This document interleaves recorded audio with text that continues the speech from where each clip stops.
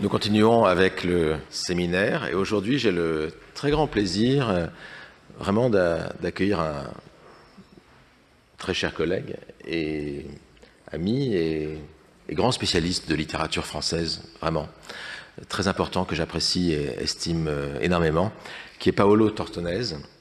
Paolo Tortonese est professeur de littérature française du XIXe siècle à l'université Sorbonne Nouvelle Paris 3.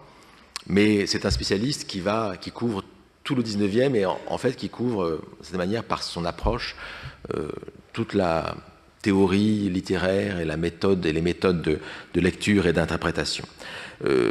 Paolo Tortonese s'est d'abord intéressé au romantisme, à Théophile Gautier. Il a étendu ses travaux jusqu'au naturalisme, à la littérature fantastique, au rapport entre art et littérature, le rapport de la littérature à la pensée médicale. Mais récemment, ce qui je trouve intéressant dans les travaux de Paolo Tortonese, c'est qu'il s'intéresse à la théorie, à l'histoire du roman, à l'histoire des théories des représentations littéraires et artistiques, avec une dimension philosophique qui est finalement assez rare dans les études littéraires françaises, et qui est pourtant, je trouve, très importante et essentielle pour comprendre les enjeux les plus profonds des études littéraires, de la manière de lire, de comprendre les textes. J'apprécie beaucoup la vision globale qui est celle de Paolo Tortonese de l'histoire des idées, qui permet des mises en perspective indispensables pour sortir de la myopie du présent. Alors, il y a de très nombreux livres de Paolo, je n'en citerai que quelques-uns. Les derniers, vous entendrez dans les titres justement ce que je viens de dire. Il y a L'œil de Platon et le regard romantique, chez Quimé en 2006. L'homme en action, la représentation littéraire d'Aristote à Zola, au Classique Garnier en 2013. Donc une vision cavalière, au sens positif et global du terme, depuis Aristote jusqu'à Zola, des problèmes de la représentation. On entend là Auerbach dont Paolo Tortonese est un excellent lecteur et à qui il a consacré un très beau livre collectif que je vous conseille. Auerbach, vous savez, est aussi l'un des modèles et des saints patrons de tout comparatiste. Ce volume collectif s'intitule Erich Auerbach, la littérature en perspective, et il est paru en 2009. Et puis, le dernier livre, et qui est un peu la raison pour laquelle j'ai invité ici Paolo Tortonese, paraît très important aujourd'hui, très brûlant. Il pose des questions vraiment essentielles. Il s'intitule La faute au roman, littérature et morale. Il est paru chez Vrin en 2023. Et la question qu'il pose, elle est toute simple comme cela, mais fondamentale. Lorsque nous lisons un roman, quelle est la part de jugement moral que nous devons avoir? En quoi la moralité, la question morale est-elle impliquée par la lecture de romans? Est-ce que l'intervention de la morale entraîne nécessairement une forme d'obscurantisme, comme on aurait tendance à le voir peut-être, ou à le penser, quand on entend certaines lectures actuelles d'œuvres anciennes par les contemporains?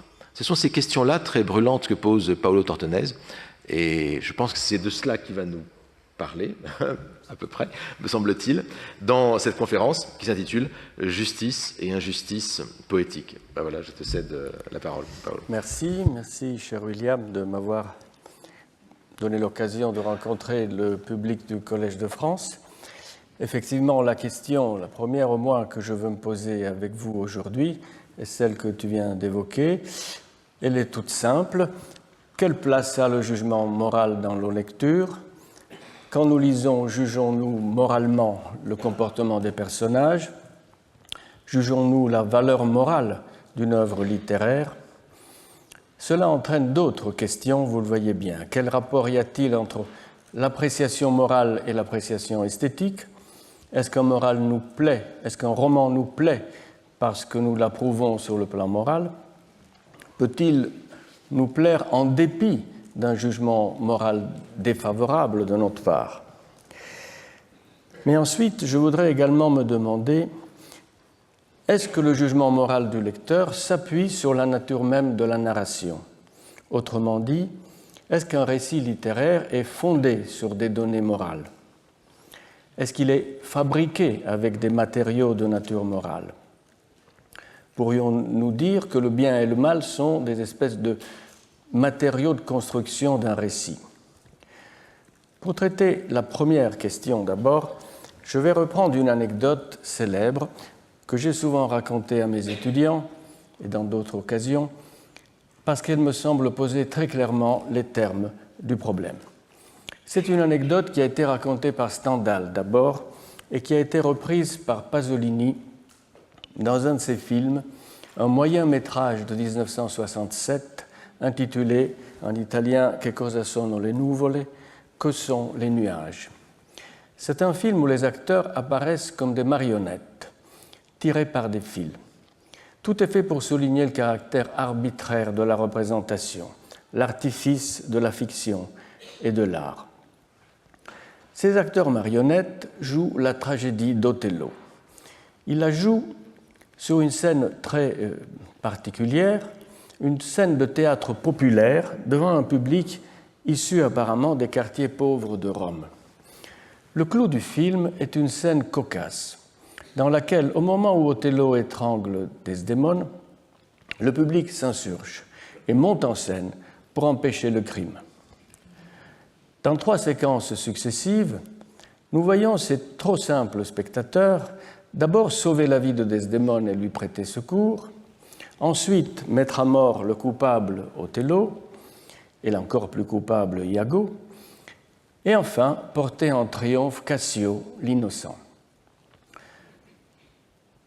Le public agit donc exactement comme un tribunal qui administre la justice. Il reconnaît les bons comportements, identifie les mauvais, démasque les coupables, les châtie et rétablit l'ordre en faisant triompher la vertu.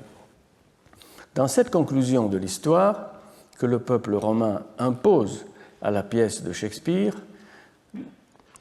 nous avons donc le rétablissement simultané de la vérité et de la justice, alors que dans la tragédie originelle, nous avions certes la vérité retrouvée, mais un rétablissement très incomplet de la justice. Iago était puni, Cassio montait au pouvoir, oui, mais la découverte de la vérité intervenait trop tard et ne pouvait empêcher ni la mort de Desdémone, ni le suicide d'Othello. La scène de Pasolini est comique. Nous rions de l'équivoque produite par l'illusion théâtrale sur un public qui, peut-être, assiste pour la première fois à une représentation de ce genre et qui ne sait pas distinguer le réel du fictionnel. Nous rions de leur ignorance parce que nous sentons et nous sommes plus savants qu'eux. Et pourtant, il y a là de quoi réfléchir. Sommes-nous si entièrement différents d'eux?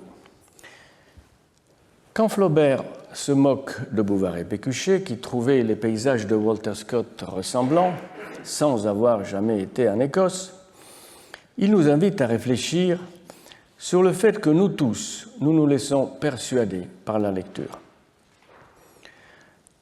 De même, nous devrions considérer avec plus d'attention ce qui vraiment nous distingue de la populace de Pasolini. Ce n'est pas tellement que nous jugions autrement l'acte furibond d'Othello. Je crois que personne dans cette salle ne donnerait un prix de vertu à Iago. C'est plutôt que tout en jugeant comme la populace, nous maintenons toujours une distinction entre l'expérience réelle et l'expérience fictive. C'est sur ce point qu'on a beaucoup insisté dans les commentaires de l'anecdote de Stendhal que Pasolini a transformée à sa guise. La version de Stendhal est plus connue. Elle était très chère à Roland Barthes, qui l'a racontée à ses élèves. Antoine Compagnon en a témoigné. C'est l'histoire du soldat de Baltimore, on l'appelle ainsi, ce soldat qui aurait tiré un coup de fusil sur l'acteur jouant Othello dans un théâtre de Baltimore pour, évidemment, l'empêcher de tuer Desdémone. Roland Barthes, vous vous en doutez, y voyait la caricature d'un certain type de critique littéraire qui croit au caractère transitif de la littérature. C'était le mot de l'époque. À l'époque, on disait qu'il fallait défendre une position qu'on appelait l'intransitivité de la littérature. Mais il est, je trouve, un peu facile de se moquer ainsi. alors que nous réagissons émotionnellement de la même manière que ce soldat à chaque fois qu'une fiction efficace nous entraîne dans un drame moral. L'anecdote est donc interprétée, ou était interprétée, comme la preuve des conséquences néfastes de toute croyance et de la nécessité de prendre ses distances pour bien comprendre. Pasolini est probablement sur la même longueur d'onde que Barthes. Il venait sans aucun doute de lire Les mots et les choses de Michel Foucault. Mais la question est vieille, elle est très vieille, aussi vieille que la littérature occidentale. On se la posait déjà dans l'Antiquité. Plutarque rapporte un mot de Gorgias, le philosophe sophiste du IVe siècle, qui, selon le témoignage de Plutarque, qui a vécu bien plus tard, aurait dit ceci. Gorgias disait que la tragédie était une imposture où celui qui savait tromper avait plus de vertu que celui qui ne savait pas tromper. Et l'homme qui se laissait tromper, plus de sagesse que celui qui ne pouvait être trompé. Gorgias défend donc l'idée qu'il faut se laisser tromper, alors que la critique moderne a plutôt affirmé le contraire, surtout dans la deuxième moitié du XXe siècle. Elle a affirmé qu'il ne faut pas croire, qu'il faut se défendre de l'entraînement émotionnel, garder la tête froide pour pouvoir examiner l'œuvre scientifiquement, objectivement. Je pense que Gorgias avait raison, mais bien sûr à condition qu'on fixe des limites à la croyance.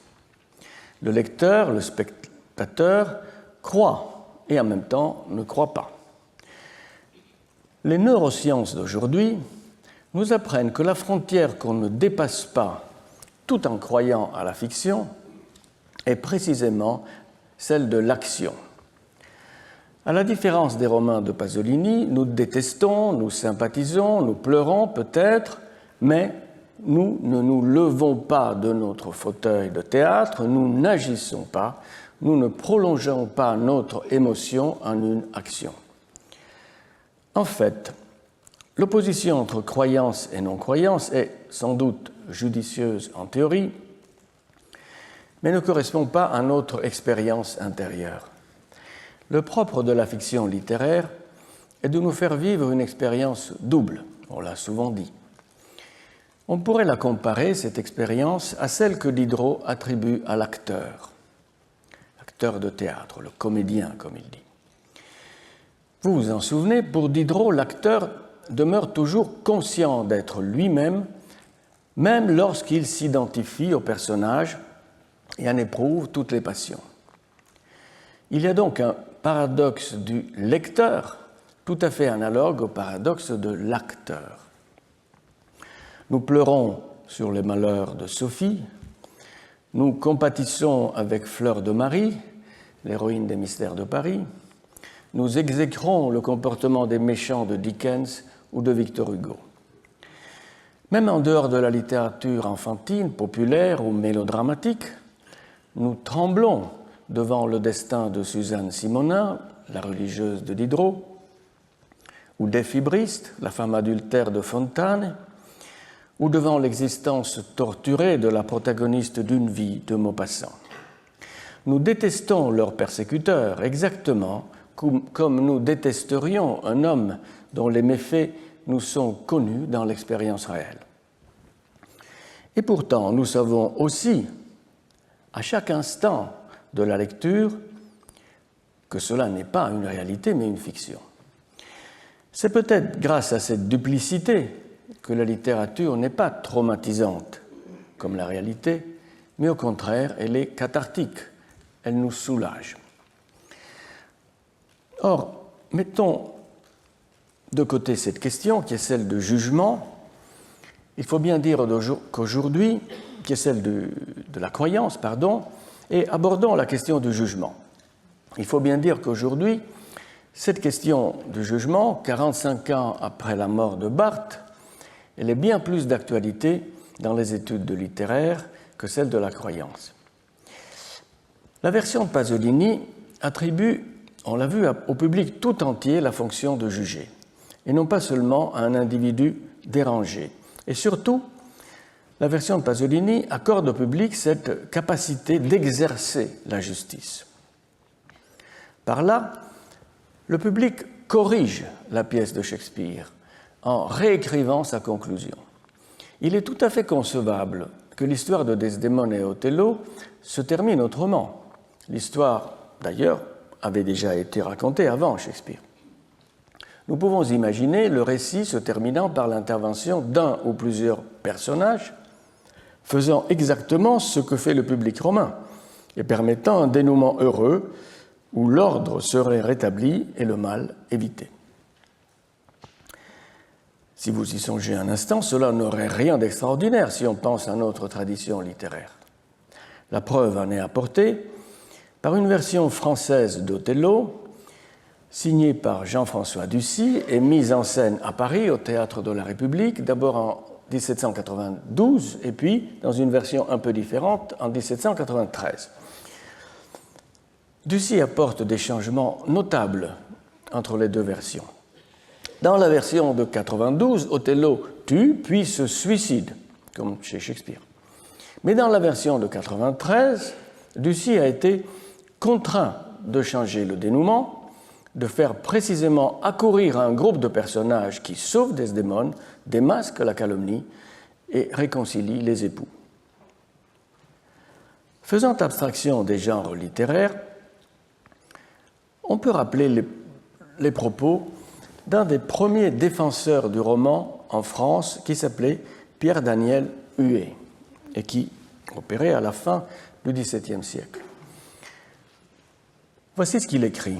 La fin principale des romans, ou du moins celle qui le doit être et que se doivent proposer ceux qui les composent, est l'instruction des lecteurs, à qui il faut toujours faire voir la vertu couronnée et le vice puni.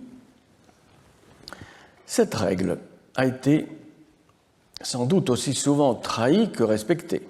Cela n'enlève rien à son importance. Elle est faite de deux volets, crime puni et vertu récompensée. Souvent, on en a retenu un seul. Les deux volets correspondent aussi, sans coïncider parfaitement, avec des genres littéraires. La punition du méchant à la tragédie et le succès du gentil à la comédie. Mais on croise facilement les deux, ainsi qu'on les applique plus ou moins complètement. En réalité, 1000 nuances sont possibles à partir de cette règle.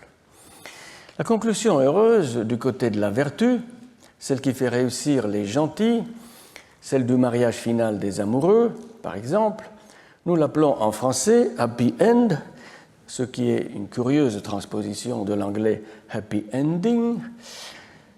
En anglais, l'expression « happy ending » existe depuis le XVIIIe siècle. Le grand romancier Richardson se plaint déjà, dans une lettre à un de ses amis, des lecteurs qui auraient préféré un happy ending à son roman Clarissa, alors que lui, il lui avait donné une conclusion à ses yeux plus noble, c'est ce qu'il appelle une mort triomphale de l'héroïne. Mais l'usage le plus courant de l'expression happy ending se fait au XXe siècle, et il concerne le cinéma, surtout hollywoodien. C'est un usage moderne et désigne le plus souvent une conclusion dans laquelle deux personnes qui s'aiment arrivent à surmonter les difficultés qui empêchent leur union, difficultés qui peuvent être imposées par le milieu, les familles, ou bien à l'époque moderne par leur propre comportement. Ce schéma narratif, malgré les apparences, est très ancien, très hollywoodien et très antique. Il appartient aux romans grecs des premiers siècles après Jésus-Christ, par exemple aux Éthiopiques. Et il appartient aussi à la comédie grecque et latine. Il demeure dominant dans la comédie moderne et il est fort fréquent dans le roman. Dans l'ensemble, on utilise plus souvent happy ending pour le volet vertu récompensée, alors que le crime puni, on a tendance à se servir, pour le crime puni, on a tendance à se servir d'une autre expression que j'ai mise dans le titre de ma communication et qui est celle de justice poétique. En principe, rien n'empêcherait de les considérer comme de parfaits synonymes. La mauvaise fin du personnage mauvais doit être considérée comme un dénouement heureux. Pensez à la fin de Don Juan qui, vous le savez, est une comédie. L'expression justice poétique a été inventée par un homme de lettres britannique qui s'appelait Thomas Rymer à la fin du XVIIe siècle. Rymer l'utilise dans le cadre d'une critique des tragédies de son temps sur la base d'une théorie qu'il attribue à Aristote. Rymer est donc le premier à utiliser ce concept qu'il appelle poetical justice, alors qu'aujourd'hui on dit plutôt poetic justice, mais ça ne change rien. Voici ce qu'il écrit, je traduis. Dans les anciens temps, la poésie était autre chose que l'histoire ou que la loi du pays. La poésie découvrait des crimes que la loi n'avait jamais découverts et punissait ceux que la loi avait absous. L'Aréopage a acquitté Oreste, mais par quelle furie les poètes ne l'ont pas tourmenté? Et à quel point ils ont rendu misérable Édipe, alors que les casuistes excusaient son ignorance invincible. Il y a là une pique contre les catholiques et les jésuites en particulier. L'ignorance invincible était leur argument. Un autre passage, toujours de Rymer, les poètes considéraient que naturellement les hommes éprouvaient de la pitié quand ils voyaient quelqu'un qui souffrait plus qu'il ne l'avait mérité. Et ils pensaient que le vice n'était jamais dépeint trop laid et effrayant. Par conséquent, pour susciter la pitié ou pour faire détester le vice, ils se souciaient d'être le plus sévère possible dans la punition qu'ils infligeaient. Je voudrais maintenant remonter à une époque bien plus ancienne, au IVe siècle avant Jésus-Christ. C'est le siècle de la poétique d'Aristote, vous le savez, le premier grand traité sur ce qu'Aristote appelle la poésie et que nous appellerions aujourd'hui plutôt la littérature. Le propos d'Aristote sur les valeurs morales se trouve dans 2 chapitres de la poétique, énormément commentés tous les deux, le chapitre 2 et le chapitre 13. Au chapitre 13, Aristote écrit que les artistes mimétiques représentent des gens en action, et il ajoute que ces gens doivent être bons ou mauvais. Ainsi, les actions et les personnages sont immédiatement chargés de valeur. Vous le voyez, et leur valeur est une qualité intrinsèque qui nous permet de classer les 2 genres dramatiques différents, la tragédie et la comédie. Les personnes nobles dans la tragédie, les personnes basses dans la comédie. J'ai utilisé le mot valeur et non pas un mot plus précis, justement parce que le mot valeur a un sens très général. Et ici, il est question à la fois de valeur morale et de valeur sociale. Tout simplement parce que Aristote tient pour acquis que l'élite sociale est moralement supérieure aux classes inférieures. Comme nous ne sommes plus dans une société esclavagiste, et nous avons heureusement changé de mentalité, nous séparons le moral du social. Isolons le moral. D'ailleurs, au chapitre 13, le niveau social n'est plus évoqué.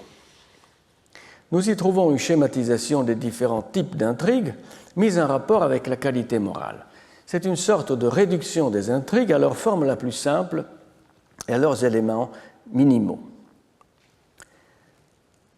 5 possibilités. Un homme juste passe du bonheur au malheur.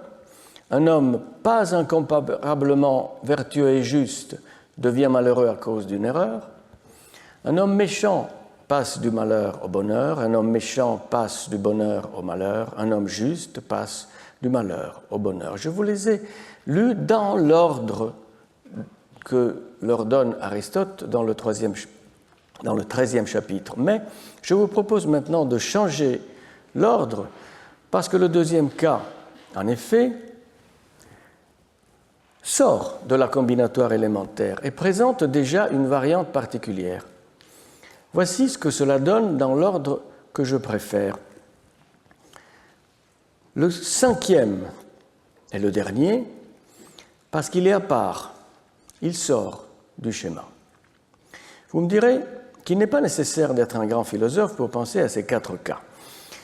Mais l'intelligence d'Aristote se révèle précisément lorsqu'il donne le 5e cas, qui ne coïncide avec aucune des autres combinaisons, ou plutôt qui peut être considéré comme une variante d'un de ces cas, peut-être le premier, peut-être le 3e. Ce cas est le cas de quelqu'un que vous connaissez bien, Édipe. Édipe est en effet un personnage qui n'est, selon les mots d'Aristote, pas prééminent en vertu et justice, mais qui tombe dans l'affliction non à cause du mal et de la méchanceté, mais à cause d'une certaine faillibilité. La faillibilité traduit ici le mot grec amartia, un mot terriblement difficile à traduire. Certains le rendent par faille tragique ou simplement par erreur. Erreur tragique, on dit souvent. Ce 5e cas est le parfait exemple de la meilleure intrigue, selon Aristote, pour la tragédie et la tragédie seulement. On obtient donc un schéma combinatoire qui fait penser aux structuralistes du XXe siècle. L'intrigue peut être réduite à ses constituants les plus élémentaires, qui sont la paire bon-mauvais et la paire succès-échec. Il y a seulement 4 combinaisons, le mauvais héros réussit, le mauvais héros échoue, le bon héros réussit, le bon héros échoue. Encore plus schématiquement, si vous voulez, cela donne bien, mal, échec, réussite. Mais au lieu d'échec et réussite, nous pouvons écrire malheur et bonheur, sans rien changer en fait, dans l'optique d'Aristote. En effet, dans sa perspective, bonheur et réussite coïncident, parce que l'éthique d'Aristote, vous vous en souvenez, est une éthique eudémoniste, comme disent les philosophes, ce qui veut dire qu'il valorise la recherche du bonheur. L'effort pour atteindre le bonheur est une bonne chose et la capacité de l'atteindre est une bonne chose. Pour Aristote, l'homme bon est l'homme qui réussit à construire sa vie vertueuse comme un exercice réussi, comme un match sportif où il gagne. Bien sûr, sachant que le bonheur n'est pas simplement le plaisir, mais la vie bonne et juste. Or, revenons au schéma et voyons plus précisément les brefs commentaires que fait Aristote sur les 4 conclusions logiquement possibles. Le malheur du juste produit répulsion, nous dit-il, et donc il est à rejeter. Le bonheur du méchant est impropre à la tragédie, il n'y a ni pitié ni crainte, mais il n'y a pas non plus de sympathie, donc il est rejeté partout. 3. Le malheur du méchant ne produit pas la pitié et la crainte, ce qui le fait exclure de la tragédie, mais il produit la sympathie, ce qui ouvre une autre possibilité. Le bonheur du juste, dans le 4e volet, est associé par Aristote au malheur du méchant, ce qui donne ce qu'il appelle la double ordonnance des faits, diplé sustasis, et il nous dit, c'est comme dans l'Odyssée, mais aussi c'est comme dans la comédie, mais il est rejeté pour la tragédie.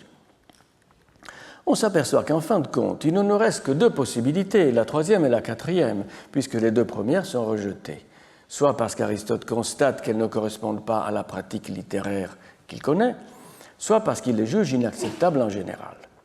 Le cas d'Édipe doit donc être considéré comme une nuance apportée au 3e cas, le malheur du méchant. Édipe est un méchant, mais pas complètement méchant. C'est plutôt quelqu'un qui agit mal sans être méchant. Le fait que cette possibilité soit envisagé est très important parce que cela nous indique comment il faut saisir le sens du schéma structuraliste d'Aristote. Ce schéma ne signifie pas que toute intrigue peut être incluse dans l'une de ces 4 catégories, car il ne s'agit pas de catégories, mais simplement de paradigmes, de modèles, et les innombrables intrigues que l'on peut imaginer doivent simplement se situer quelque part dans le territoire organisé par ces points de repère. Chaque récit est situé plus ou moins loin des modèles, dans les espaces intermédiaires entre eux. L'importance accordée à Édipe prouve que la valeur morale du personnage, dans la conception d'Aristote, n'est pas une donnée fixe et sans ambiguïté. En dépit de son propre besoin, qu'il a théorisé, de cohérence et de stabilité du personnage, Aristote envisage la possibilité d'un personnage qui serait contradictoire, pas méchant, mais exécutant des actes mauvais. Le personnage doit être saisi dans la relation complexe entre les traits qui définissent son caractère et les actions qui le révèlent. Nous avons donc une sémiologie du personnage fondée précisément sur les contradictions intérieures. Or, ce petit chapitre d'Aristote fait surgir un autre questionnement qui touche de près la sensibilité littéraire du XXIe siècle. La question est la suivante, je l'ai dit au début. Le jugement moral du lecteur est-il simplement un problème de lecture, de réception, ou bien est-il également un problème d'organisation du récit? Autrement dit, existe-t-il des modalités élémentaires d'organisation morale du récit? La littérature narrative est-elle objectivement organisée selon des paramètres moraux? Y a-t-il un fondement objectif sur lequel s'appuie la réaction morale des lecteurs? Ou, si vous voulez, le bien et le mal sont-ils des données avec lesquelles on construit un récit?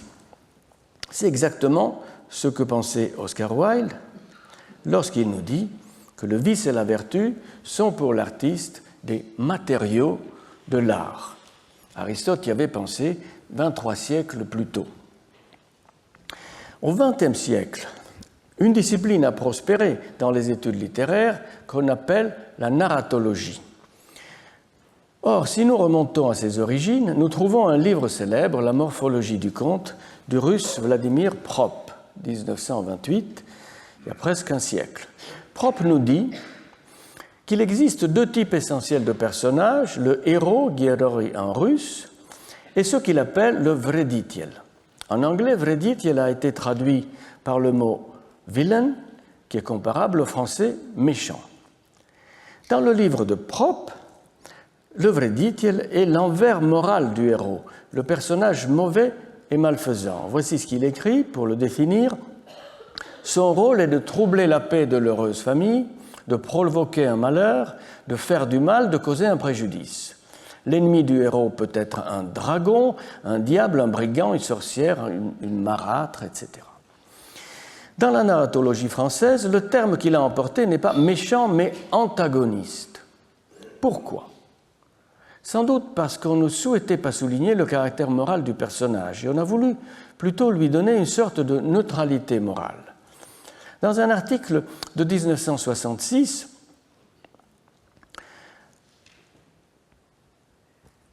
le grand théoricien du structuralisme et de la théorie du récit de cette époque, qui s'appelait Claude Brémond, critique explicitement Propp et dit que l'antagoniste n'est pas nécessairement un mauvais sujet. Faites un raisonnement autour de Macbeth, par exemple, et vous verrez que ça donne pas mal de difficultés. Quel est l'enjeu de cette discussion? Précisément la possibilité d'intégrer les valeurs morales dans une narratologie, dans une analyse rigoureuse des récits. Alors, est-ce que Aristote peut nous aider à le faire? Peut-on construire une vision judicieuse de la narration à partir du schéma d'Aristote? Un schéma qui donne aux qualités morales une place fondamentale, dans le sens vraiment d'un fondement. Peut-on se servir de son modèle combinatoire pour toutes les époques? Là surgissent les doutes, parce que nous sommes tous conscients qu'Aristote appartient à une époque très éloignée de la nôtre, qu'il ne connaissait que l'épique homérique, la tragédie et la comédie, le dithyrambe, la lyrique, dont il ne parle jamais d'ailleurs, alors que la littérature occidentale a produit ensuite tellement plus de choses. La tragédie moderne, le drame bourgeois, le théâtre d'avant-garde, le conte et la nouvelle de la Renaissance, et surtout un nombre immense de romans, en particulier depuis 4 siècles. De surcroît, si nous sortons de l'Europe et nous pensons aux autres continents, d'autres corpus littéraires différents doivent être pris en compte si l'on veut penser à une narratologie universelle, ce qui a été souvent l'ambition de la narratologie. Le schéma d'Aristote est simple. Il paraît trop simple devant l'immensité du corpus mondial des formes narratives. Et pourtant, sa simplicité est peut-être sa force, à condition qu'on l'interprète comme un système combinatoire et non pas, comme je l'ai dit, comme un système catégoriel. La simplicité des oppositions bon-méchant et échec-réussite peut être nuancée à l'infini. La gamme des nuances morales n'a pas de limite de principe. Elle ne trouve de limite que dans le poids de la tradition. De même, d'innombrables combinaisons peuvent être inventées entre réussite et échec. En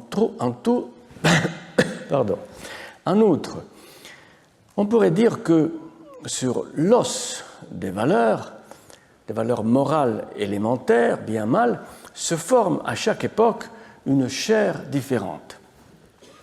Les sociétés et les religions s'en mêlent. En Europe, les païens et les chrétiens n'ont pas les mêmes critères. Les catholiques et les protestants non plus. Hors d'Europe, les configurations sociales diverses pèsent sur les valeurs adoptées.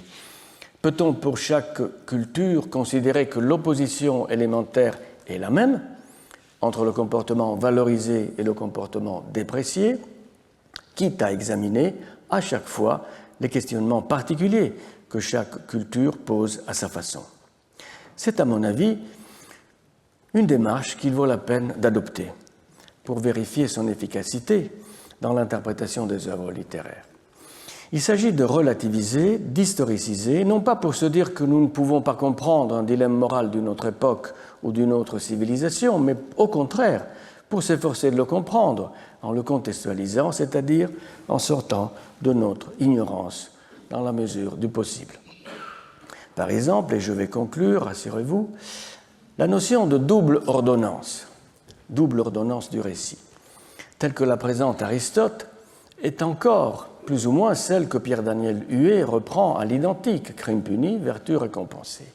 Mais, à l'époque chrétienne, la justice poétique doit se confronter à bien d'autres défis que dans la Grèce païenne.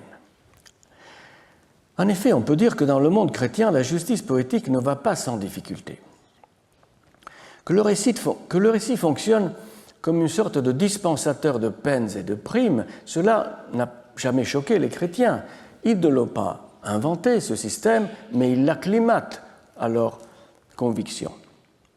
Et pourtant, la question surgit du rapport entre les sentences du tribunal poétique et les jugements de Dieu.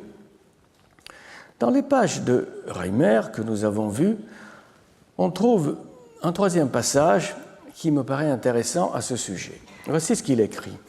La justice poétique exige que la satisfaction soit entière et complète avant que le criminel ne sorte de scène. Et exige aussi que rien ne soit laissé à Dieu Tout-Puissant, et à un autre monde. Elle ne tolère pas que les spectateurs fassent crédit au poète d'un enfer derrière la scène.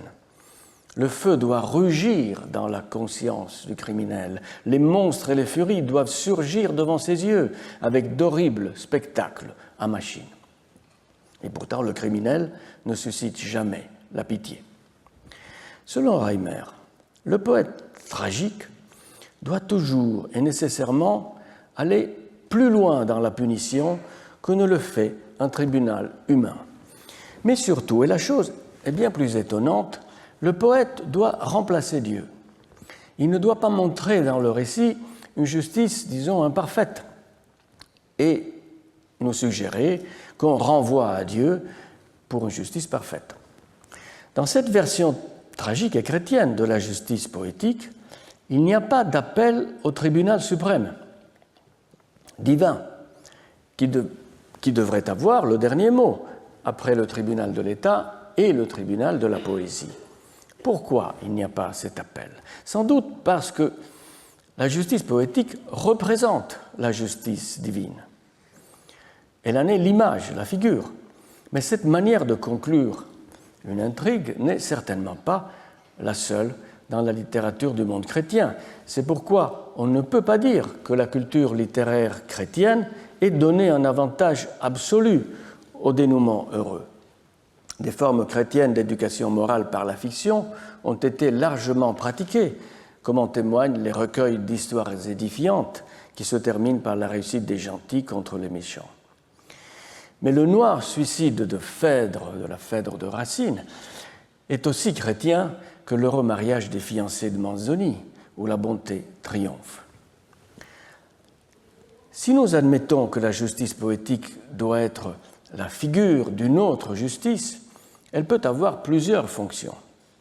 Elle peut montrer ce que les pouvoirs publics devraient faire pour faire régner la justice sur terre, ou bien elle peut se poser comme une image de ce que sera le jugement de Dieu. À l'inverse, les dénouements que nous pourrions appeler d'injustice poétique, souvent une injustice partielle, ces jugements, ces conclusions de injustice poétique peuvent être interprétées comme des dénonciations de l'inefficacité de la justice humaine, mais aussi peuvent-ils transmettre un message sur la fragilité des efforts humains par rapport à la toute-puissance divine. Un dénouement injuste en contexte chrétien peut donc induire le désespoir à l'égard de l'humain et en même temps l'espoir à l'égard du divin. Dans le monde chrétien sécularisé des 3 derniers siècles, les choses se compliquent encore, parce que la narration romanesque a introduit de nouvelles instances pour penser l'action humaine. Plus seulement la volonté humaine et l'intervention divine. Par exemple, la contrainte extérieure sur le personnage devient contrainte des milieux sociaux au lieu d'être contrainte divine ou diabolique. Malgré cela, nous avons des conclusions comme celle de Madame Bovary et de l'éducation sentimentale, où le romancier, Flaubert, tout en évitant de juger lui-même, met sous nos yeux l'injustice qui règne dans la société, qui fait toujours triompher les lâches et les opportunistes. Dans les dernières pages de Madame Bovary, vous vous en souvenez, sont juxtaposées avec la plus parfaite symétrie et sans commentaire de la part du narrateur, sont juxtaposées la déchéance de Charles, l'innocent, et le triomphe de Homais, le perfide. La double ordonnance, la diplé sustasis d'Aristote, est maintenue, mais elle est inversée, pour montrer qu'il n'y a pas d'espoir, ni dans ce monde, ni dans un autre monde. J'espère que vous pourrez ce soir vous amuser en discutant avec vos amis, à évoquer des conclusions de romans célèbres et alors trouver une place dans le paradigme aristotélicien. C'est un jeu que j'aime faire et peut-être un jeu instructif. Je termine vraiment avec un mot sur le tableau que j'ai affiché. La justice et la vengeance divine poursuivant le crime. C'est un tableau de Prudhon qui a été exposé au salon de 1808, et qui est conservé au Louvre. Les 2 figures allégoriques sont la justice humaine et la justice divine. Le peintre aurait pu ajouter un 3e ange, l'ange de la littérature, qui semble sans cesse questionner les 2 autres. Merci.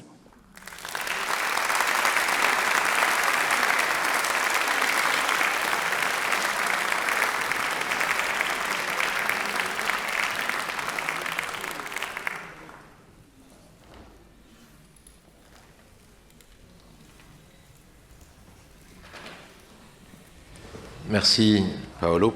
J'ai aimé tout de même cette... parce que ce sont des questions graves et profondes que tu traites, que tu poses.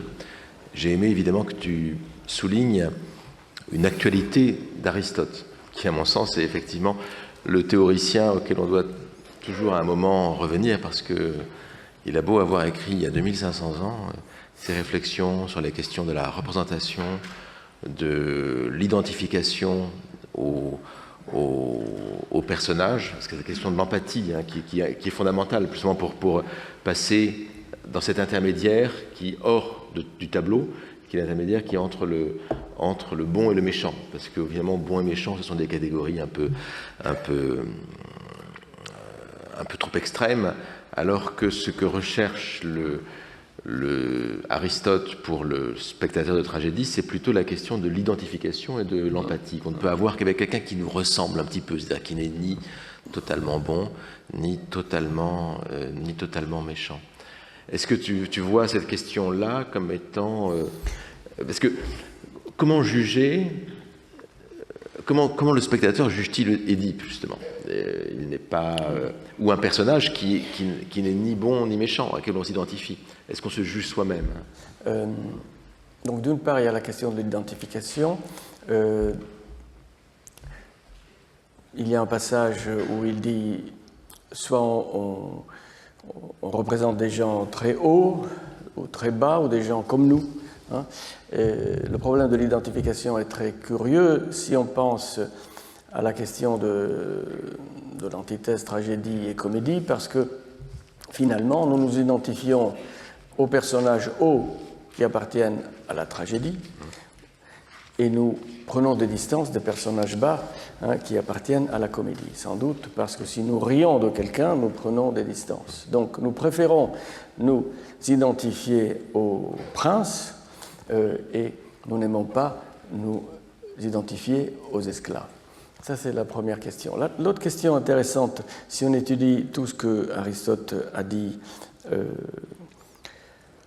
sur Édipe en particulier, il faut voir que Édipe se situe dans une situation contradictoire et au cœur d'une contradiction du discours même d'Aristote. Parce qu'Aristote nous dit dans la poétique que les personnages doivent être cohérents et stables. C'est une idée que Cicéron, Quintilien, la rhétorique romaine vont reprendre. Le personnage doit être toujours le même au cours d'une histoire. Et donc il critique un auteur dont nous ne savons pratiquement rien, qui aurait fait pleurer Ulysse, et que donc aurait introduit une modification dans le comportement du personnage qui, étant courageux, aurait dû toujours se comporter d'une manière courageuse. Donc cette exigence de cohérence et de constance du personnage est exprimée dans la poétique. Mais si nous prenons ce que dans l'éthique Aristote dit d'Édipe, il nous dit très clairement que c'est le cas de quelqu'un qui agit mal sans être méchant. Donc, c'est quelqu'un qui n'est pas méchant, mais agit d'une manière méchante, ce qui est totalement contradictoire avec son mépris pour l'Ulysse qui pleure. Donc, c'est pourquoi je trouve que là, il y a une chose intéressante. D'une part, un besoin de cohérence auquel nous croyons tous, lorsque nous suivons un récit qui fait agir des personnages. D'autre part, la possibilité d'une contradiction intérieure. Autre volet de cette même problématique, c'est celui du rapport entre l'action et le caractère. Le caractère doit être non pas exposé dans une bonne pièce selon Aristote, mais doit être compris à travers l'action du personnage.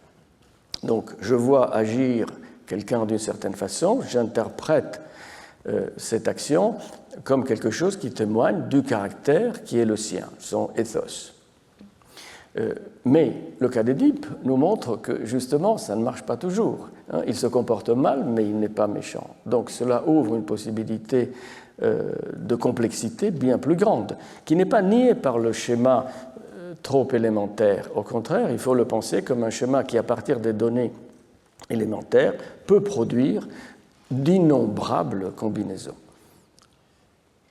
Tu as rappelé au départ la scène, je ne connaissais pas le film de Pasolini, mais on voyait évidemment le rapprochement avec le passage célèbre de Stendhal sur le soldat de Baltimore.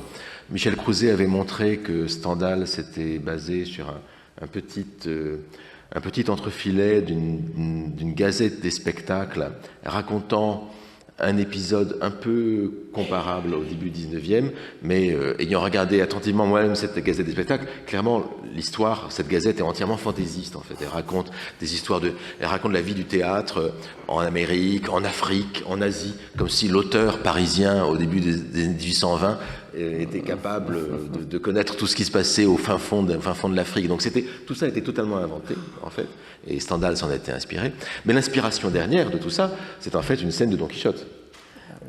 C'est en fait la scène fameuse du retable de Maître Pierre, hein, qui a été mise en musique par De Falla, à savoir que Don Quichotte se trouve dans un spectacle de marionnettes qu'on retrouve chez Pasolini, et là il y a une scène avec les morts qui attaquent un château, et les morts enlèvent la princesse du château, et Don Quichotte, révolté, eh bien, se lève et va mettre en débandade toutes ces marionnettes, va détruire le Castelet, va couper les marionnettes en morceaux, aux grandes dents, évidemment, du public, et aussi du fameux Maître Pierre, qui est le marionnettiste, et en fait, dont on apprendra par ailleurs que c'est un brigand. Donc en fait, le marionnettiste lui-même est un brigand, mais c'est encore une autre question. Mais ce qui nous est dit dans la scène de Don Quichotte, c'est quand même plus ou moins que Don Quichotte est fou, et donc c'est un mauvais spectateur et un mauvais lecteur, on peut dire. Si je t'ai bien compris, en fait, il n'y a pas de mauvais lecteur, parce qu'en fait, c'est la réaction qui est la réaction, la réaction du peuple pour Pasolini, c'est peut-être une bonne réaction. Oui, bon, je ne suggère pas de faire comme la populace de Pasolini. Déjà, le fait qu'il n'est pas simplement un fou comme chez Cervantes, ou bien un individu qui se comporte d'une manière folle comme chez Stendhal, mais un public tout entier, ça change la perspective, je trouve. Ça introduit une possibilité de réflexion que Pasolini a voulu introduire certainement dans le sens de nous faire nous identifier un petit peu à ce public. Nous sommes tous dans cette situation-là. Bien sûr, il y a des limites. Les limites, c'est le passage à l'action. Nous n'agissons pas, et nous n'agissons pas parce que nous avons une sorte de double conscience. Nous savons, d'une part, participer en pleurant, en ayant des émotions tout à fait comparables à celles que nous avons dans la réalité, dans l'expérience réelle, mais en même temps, nous savons toujours, comme le comédien Diderot, nous savons toujours que ce n'est pas vrai, que nous sommes toujours nous-mêmes et ce qui est devant nous est une fiction. Ce que j'ai voulu dire, c'est que la perspective dans laquelle l'anecdote était exploitée par Barthes ne peut plus tellement être la nôtre aujourd'hui, me semble-t-il.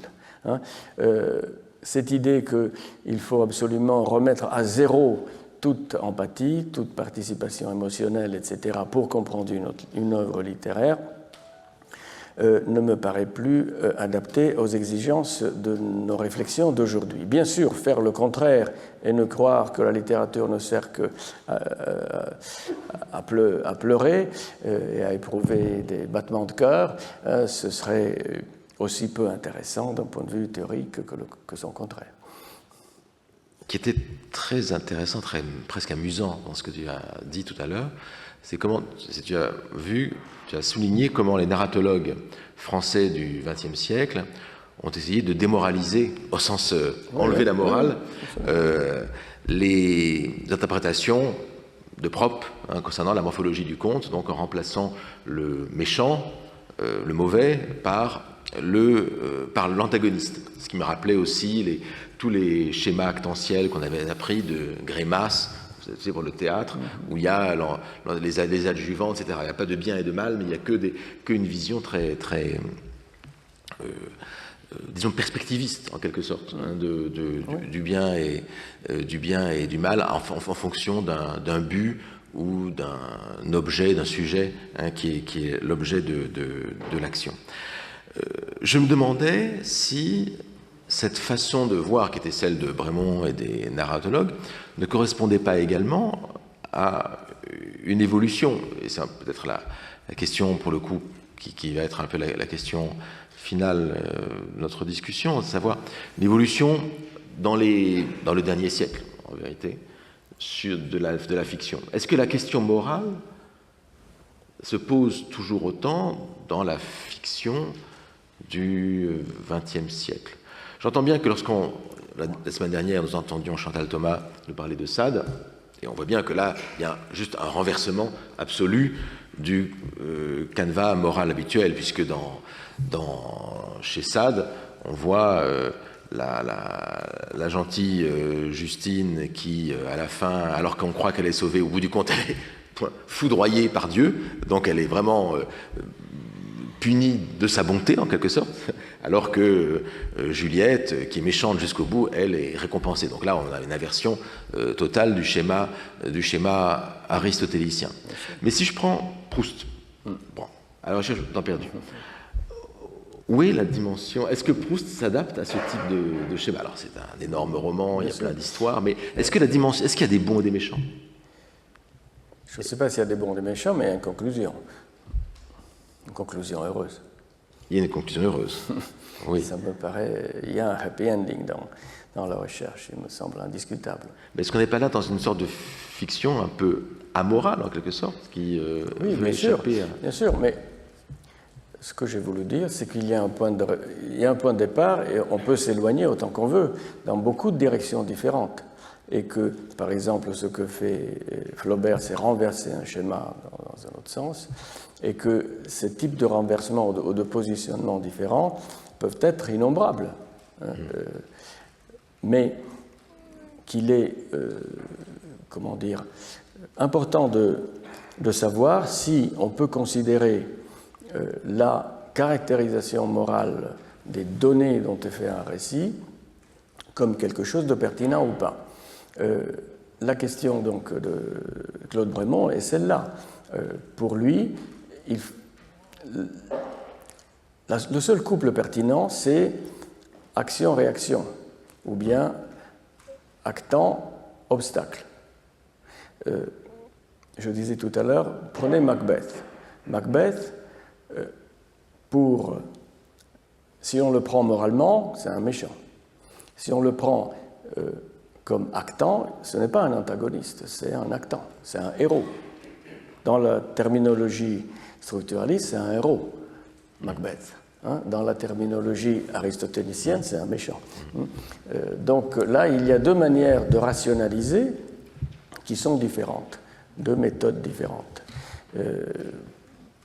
Il faut les soumettre à l'épreuve de l'analyse pour voir quelle est la meilleure.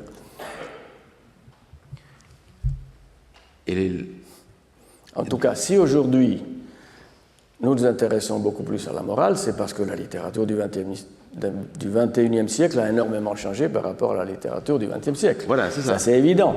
Aujourd'hui, nous avons quoi? Nous avons l'autobiographie, l'enquête et le témoignage. Transitivité parfaite, aurait dit Barthes. Nous sommes en plein dans la transitivité. La littérature intransitive est la littérature du XXe siècle. Elle a fait son temps. Voilà. Elle n'y est plus. Donc, c'est clair que les exigences morales nous entraînent dans ce sens et elles risquent de nous entraîner trop loin vers des conclusions très différentes de celles que je propose de faire à partir d'une réhabilitation de la question morale. D'accord. Bah c'est ce que je voulais t'entendre dire, à savoir qu'en quelque sorte, la littérature du XXe siècle, bon, on parle très grossièrement, très globalement, c'était une sorte peut-être de parenthèse un peu. Je ne sais pas si on dire une parenthèse. Je ne sais pas, mais c'est quelque chose de très inattendu. Nous sommes, toi, tu es plus jeune que moi, mais nous avons assez connu la dernière partie du XXe siècle et on ne s'attendait pas du tout à ça. Non, bah non. Du tout. Au moment où il y avait, je ne sais pas, l'école du regard, le nouveau roman, etc., ou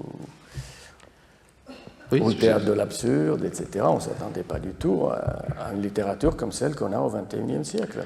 Voilà, c'est le retour de la morale après ce qu'on avait pensé être une sorte de triomphe définitif du formalisme, de la forme. Mais comme tu le dis, le retour de la morale pour le meilleur comme pour le pire, mais ça peut être aussi Bien pour sûr. le meilleur. C'est-à-dire qu'effectivement, c'est quelque chose qui reste en fait un fil rouge depuis l'Antiquité, depuis le début de l'histoire des fictions jusqu'à nos jours. Je pense que cette réflexion est vraiment importante et je vous invite à lire le livre de Paolo Tortonese sur la question. Peut-être que c'est un livre qui pourrait aussi donner un peu plus de subtilité aux lecteurs les plus moralisants, les plus censeurs de notre temps. Non, je ne sais pas. Merci en tout cas.